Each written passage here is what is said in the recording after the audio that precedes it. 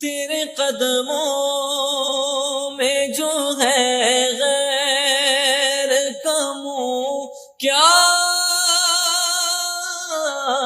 دیکھے، تیرے قدموں میں جو ہے غیر کا منہ کیا دیکھے، کون نظروں پہ چڑھے دیکھ کے تلوار تیرا۔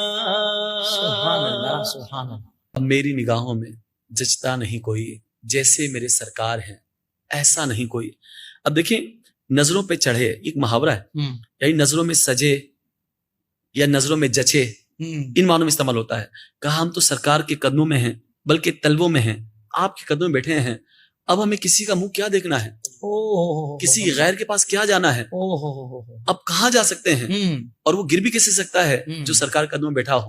تو فرماتے ہیں امام، فرمایا کہ تیرے قدموں میں جو ہیں غیر کا منہ کیوں دیکھیں، بھلا کیا دیکھیں، کون نظروں پہ چڑھے دیکھ کے تلوا تیرا۔ اللہ آپ کے تلووں کا حسن ایسا ہے، قدموں کا حسن ایسا ہے، تو چہرہ مبارک کیسا ہوگا، سبحان جبین اللہ۔ اقدس مبارک کیسی ہوگی، بینی مبارک کیسی ہوگی، زبان اقدس کیسی ہوگی، آپ کا چہرہ انور اور اس کی ضیا پاشیاں کیسی ہوں گی۔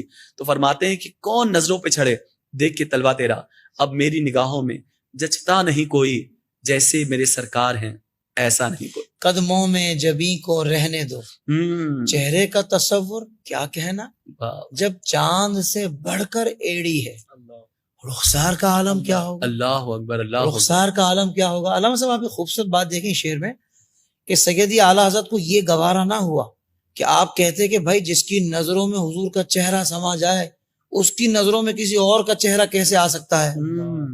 ارے نہیں بھائی کیا بات کر رہے ہو، کہا کہ بھائی جو حضور کے تلووں میں ہو، جو حضور کا تلوہ مبارک دیکھ لے، جو حضور کے قدموں میں آ جائے، اس کی نظر میں کسی کا چہرہ کیسے جچ سکتا ہے۔